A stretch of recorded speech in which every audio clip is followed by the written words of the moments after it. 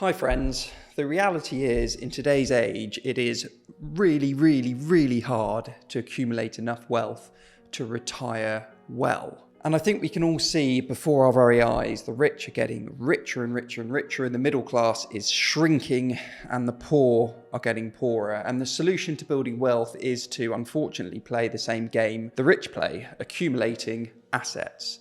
So what if you want to retire within 10 years or 20 years? How do you go about doing it? Or are we all just destined to work till we're 70 or even older? In this video, I'm going to talk to you about how you can retire early, not by earning 6 figures a year, but by earning an average to modest salary following the FIRE movement. Because the easiest trap to fall into is to think about retirement later in life when it's already too late. In reality, the best time to plan for retirement is as early as humanly possible. Now, I've broken this video down into 5 parts. They are: 1, what have your parents prepared your retirement already? 2, what is the FIRE movement? 3, how much do you need to retire in 20 years? 4, how much do you need to retire in 30 years? And finally, 5, should you open a pension, an ISA, or both? So let's get into it. Section 1, what if your parents prepared your retirement for you already? Now, I'm going to share what had happened if our parents started our retirement from birth, using what I've personally done with my children as a direct example. Really to illustrate to you that in reality, the sooner we all start investing for retirement for yourself or for people you love, the overwhelmingly better it is. I'm sure you already understand the power of compounding. So I'm not going to go into detail over it, but in principle, the longer you invest, the easier it is to accumulate significant wealth. And in reality, if you're a parent with young children like me, or even a grandparent with grandchildren, the best thing we can be doing for them is to help them guarantee their retirement. In reality, that is what the wealthy do, and we'd all be in a better position if our parents did what I've now done for my children. So what I've done is I've opened my children a junior SIPP. I've done it through Hargreaves Lansdown, but you can use whoever you want. They're not sponsoring this video. And it allows you to invest £2,880 each tax year, £240 a month, with the government then boosting it 20% to £3,600 each year. So if we assume all those limits remain the same, and I do this for 18 years for each of my children, I would have paid in just under £52,000. The government would have put in about £13,000. So the total per child at 18 would be £65,000. I've set up their junior SIPPs to invest in global index funds, of which the average return has been about 9%. So by the time they're 18, that pot of 65 grand would in theory be worth just under £155,000. Not a bad present. Now let's assume I just stopped paying into their pension scheme at this stage, assuming that they would continue as and when they start working. But let's imagine they don't bother putting any money in it at all. How much money do you think that £52,000 I put in would equate by the time they hit 65, 47 years after their 18th birthday? It would have compounded to just over £10.4 million.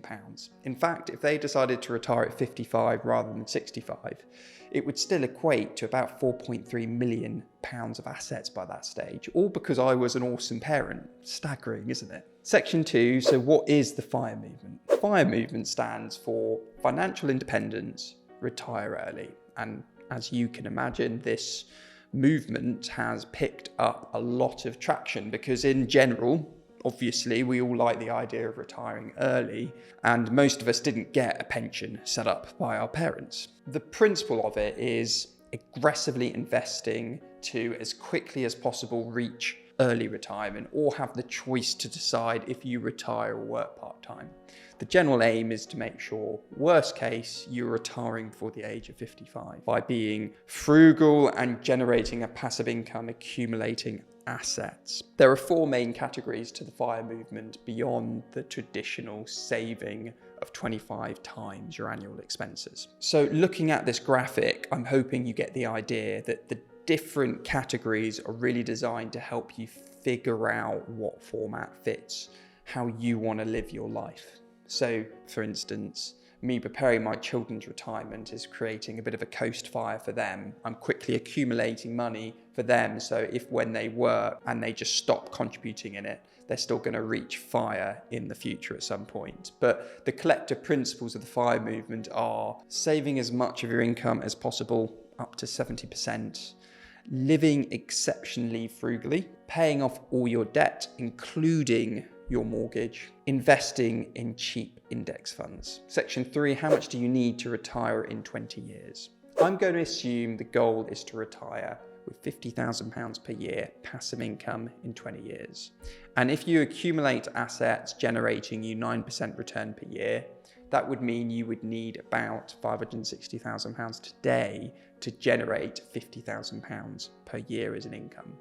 I'm going to work out, one, how much you need today to compound to £560,000 without you needing to add anything in as you go. And two, how much you need to add monthly over 20 years to reach that £560,000 in 20 years time. So today you need about 95,000 invested in index funds to reach that 560, 70 grand in 20 years time. However, for most, having that amount of money to invest isn't realistic. So what do you need to invest monthly to reach that same total? You'd need to invest £850 a month every month for the next 20 years to reach the same total. Section 4, how much do you need to retire in 30 years? Using the same logic, rather than needing £95,000 today to reach about that 570 grand, you'd need £38,500 now for it to compound to about that same 570 grand in 30 years time, all without adding any additional investments. But again, for most, having that much lying around